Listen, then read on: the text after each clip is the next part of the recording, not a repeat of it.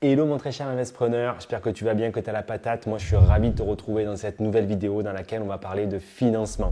Le financement bancaire, c'est le nerf de la guerre et en 2022, les choses bougent. Du coup, je vais te donner tous les détails dans cette vidéo, comment passer à travers les mailles du filet. Avant ça, comme d'habitude, je t'invite à t'abonner à cette chaîne et à me dire exactement ce que tu penses sur cette vidéo. Si tu as la moindre question, tu sais que je te répondrai personnellement.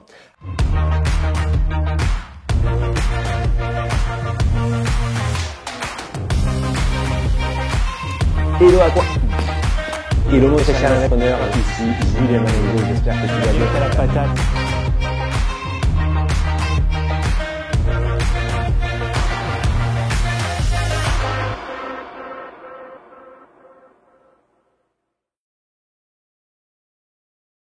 Alors je te fais cette vidéo parce que en fait récemment j'étais en coaching avec certains de mes membres et ils me disaient non mais là les restrictions bancaires, le HSF, aujourd'hui je suis à 36% d'endettement, c'est plus possible, mon banquier m'a dit que j'aurais pas accès à du financement, au final ça sert à rien que je me casse la tête à trouver un bien rentable.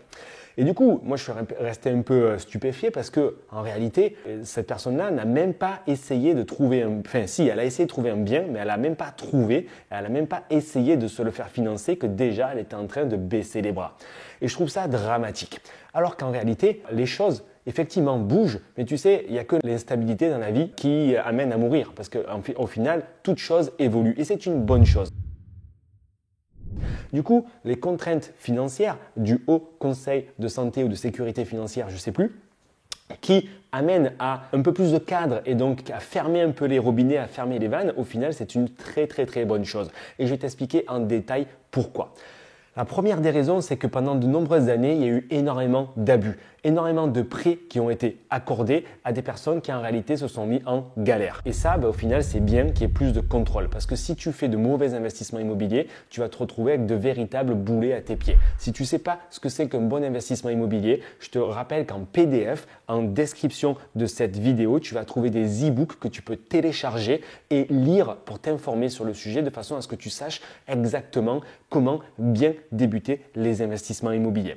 Alors, effectivement, anciennement, avant juillet 2021, il y avait des recommandations de l'HCSF qui disaient qu'on ne pouvait pas investir si on était endetté à plus de 33%. Ça, aujourd'hui, c'est devenu une norme, c'est obligatoire. Et c'est même plus de 33, mais c'est 35% depuis le 1er janvier 2022. Avant, ce qui était une recommandation est aujourd'hui devenu une obligation. Et je te le répète, c'est une bonne chose et on va voir dans la suite de cette vidéo pourquoi. Ensuite, il faut comprendre que le financement bancaire, ce n'est pas parce qu'il y a plus de restrictions qu'il va s'arrêter parce que l'économie mondiale, l'économie française marche uniquement avec du coup de la dette. Donc, les banques, le gouvernement va continuer à ouvrir les vannes. C'est exactement ce qui se passe. En réalité, 35%, c'est la recommandation que les banques ne doivent pas respecter dans la majeure partie des cas. Mais comme toujours, il y a des dérogations. Aujourd'hui, on peut aussi faire des emprunts sur une durée jusqu'à 27 ans. Parce qu'en réalité, ils ont donc donné des signes plutôt positifs parce qu'ils sont passés de 33 à 35%. Ils sont passés de 25 à 27 ans, d'accord, pour des investissements locatifs. Donc en réalité, oui, il y a plus de contrôle, mais oui, il y a toujours des bonnes opportunités, il y a toujours du financement à aller chercher. Et du coup, il faut surtout pas t'arrêter à ce que tu peux entendre sur Internet ou ce que tu peux lire dans les journaux ou ce que tonton ou tati t'a dit que c'était impossible d'avoir accès à du financement alors que tu n'as même pas trouvé un bien qui doit être adapté à ta situation sans risque et qui lui donc te permettra d'avoir accès à du financement. Si tu respectes ces critères-là, il n'y a pas de raison pour que tu ne passes pas au travers des mailles du filet. Pourquoi? Parce que ces dérogations, aujourd'hui, elles existent toujours à la hauteur donc de 20% des investissements immobiliers financés au-delà du coup des 35% de taux d'endettement. 20% qui sont en réalité faits en majeure partie à 80% pour des achats de résidence principale. Ce qui veut dire qu'en réalité, toi, si tu veux faire un investissement locatif, pas pour ta résidence principale, il reste 4% de transactions. Comme je te l'ai déjà dit dans d'autres vidéos sur cette chaîne, et encore une fois, regarde, abonne-toi pour ne pas manquer les dernières nouvelles, il y a plus d'1 million de transactions chaque année et ce chiffre est en constante augmentation. Donc tu vois, ça fait quand même beaucoup de possibilités de dérogation.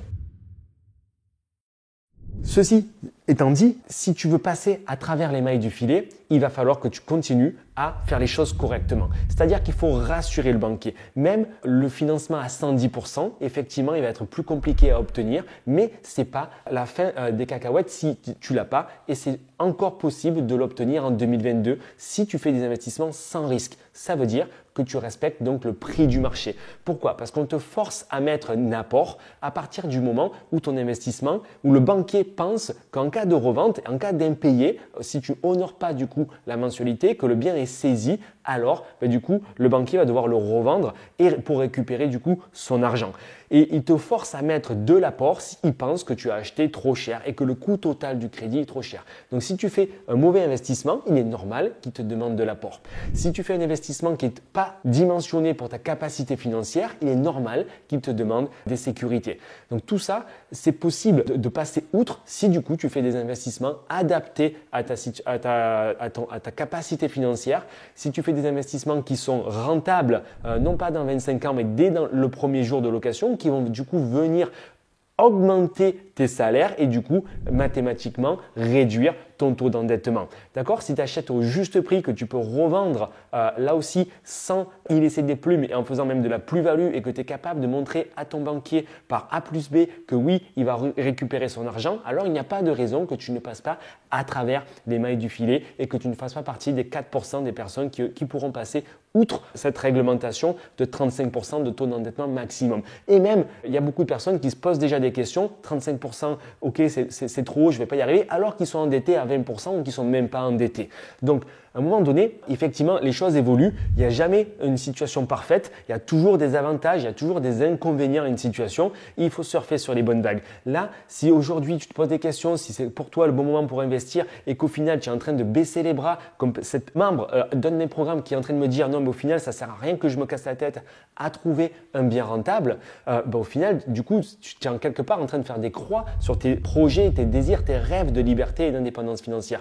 Alors que si tu veux que ça marche, il faut d'abord trouver un bien rentable, adapté à ta situation, qui va dégager des rentes passives dès le premier mois de location, sans prendre de risque, que tu achètes au bon prix, que tu peux revendre et donc rassurer le banquier qui va récupérer ses billes. Et alors, tu passeras à travers les mailles du filet. Il n'y a aucun souci, c'est presque du financement. Alors, pas illimité, parce qu'effectivement, au bout d'un moment, ça devient compliqué. Mais même si tu as de la dette, encore aujourd'hui, il existe des possibilités de refinancement, d'arbitrage. Il existe des possibilités pour arriver à mettre en place des regroupements, de s'associer pour, encore une fois, compenser les effets négatifs ou les points négatifs de ton dossier. Donc en réalité, le meilleur moment pour investir, c'est ni maintenant, c'est ni l'année passée, c'était ni il y a 5 ans, c'était ni il y a 10 ans. Il y a 10 ans, les prix, ils étaient beaucoup plus bas. Les conditions de location étaient aussi beaucoup plus faciles, beaucoup moins réglementées, mais les taux étaient beaucoup plus élevés. Donc si tu ne veux pas te retrouver au final à manquer le train et du coup à passer outre ces opportunités d'investissement qui peuvent vraiment changer ta vie, il faut que tu comprennes qu'il n'y a pas de moment idéal pour investir. Il y a toujours des avantages, des inconvénients à des situations. Le but du jeu, c'est que tu comprennes les règles. Je te les ai déjà là citées plusieurs fois en termes de financement. Il y en a d'autres. Tu peux les retrouver en description de cette vidéo pour que tu respectes les règles de façon à avoir accès à du financement presque de manière illimitée et de cette manière-là, tu avanceras rapidement, sereinement sur la création de véritables richesses pour ton futur, sécuriser ta retraite et avoir accès du coup à du financement, à lever de la dette pour aller mettre en place de véritables actifs qui vont du coup te créer de véritables rentes passives.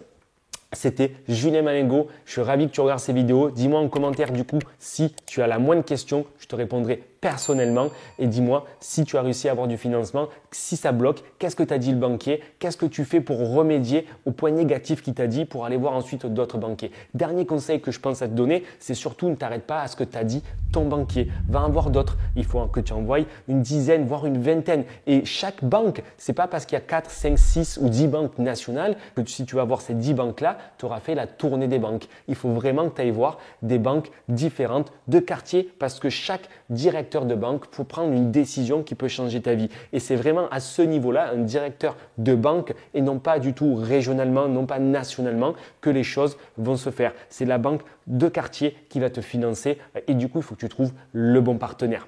C'était Julien Malengo. Dis-moi ce que tu as pensé de cette vidéo en commentaire. Si tu as la moindre question, je te retrouve très prochainement pour une prochaine vidéo. Ciao!